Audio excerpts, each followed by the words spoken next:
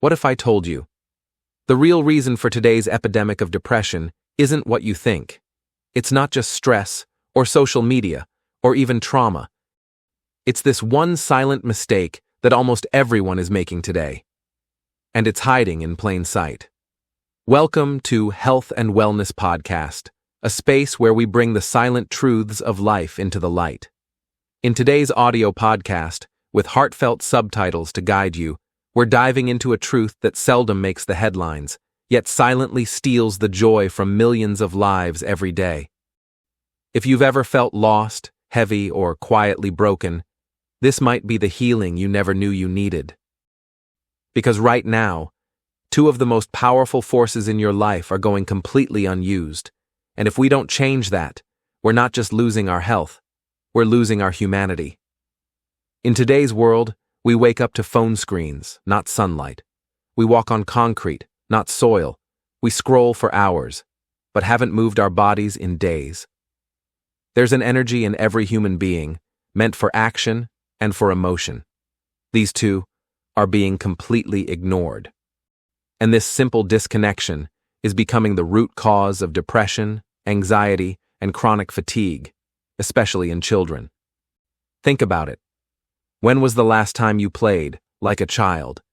When did you last run, sweat, and laugh without a reason? Today, we watch sunrises, on screens. We've stopped walking barefoot, forgotten the smell of the forest after rain, and our children? They've swapped tree climbing for touchscreen tapping. But the body remembers, the heart remembers. We are meant to be in nature, to move, to feel, to be part of something bigger than our screens. Because when we reconnect with the elements, earth, water, sunlight, air, we begin to reconnect with ourselves. Let's start with the first one, your emotions. We live in a world where logic is celebrated, but emotion often dismissed, suppressed, or completely ignored, especially for kids, and especially for adults who were once kids who never learned how to express it. Think about it. How often do you laugh? Really laugh? When was the last time you cried, not from pain, but from relief? When did you last sing out loud, dance without worrying who's watching, or just sit in silence and feel? Your emotional self, that deep, vibrant part of you, isn't broken. It's just unfed, unused, and unheard. Why? Because these aren't just hobbies. They're the language of the emotional body. And when you stop speaking that language, depression walks in silently. So, if you've been feeling low, ask yourself, how do I feed my emotions? Not with drama, not with distractions, but with expression, with creativity, with simple joy. Even 15 minutes a day of singing, painting, dancing, or even walking barefoot on the grass can shift your internal world more than you realize. And now, the second element, the power of physical exertion. One we are desperately neglecting in the modern world, our bodies. There is a certain amount of energy allocated in your system for action, physical action. When it goes unused, it doesn't disappear. It stagnates. It turns into restlessness, irritability, and yes, eventually, depression. You see, the body is designed to move. It's not a container for the mind. It's a gateway to healing. But today, we wake up and scroll. We sit to eat. We sit to work. We sit to relax. And at night, we lie down, wondering why we feel so off. If we brought back even a small part of what our ancestors lived with every day, walking, climbing, swimming, playing, our joy wouldn't be something we have to chase. It would simply return. Now you might be thinking, that sounds great, but I live in a city. I'm busy. I have responsibilities.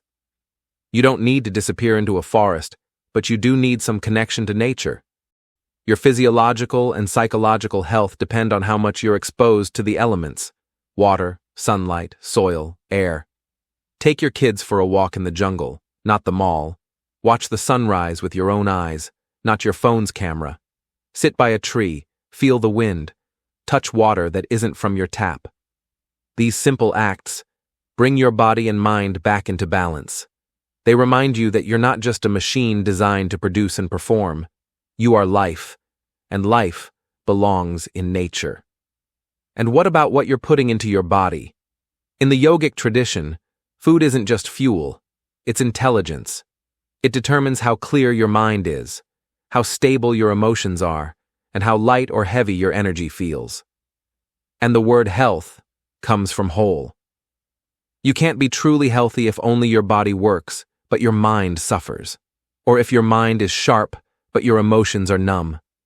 True well-being means your body is vibrant, your energy is alive, your mind is clear, and your heart is open. If you've lost your joy, start here.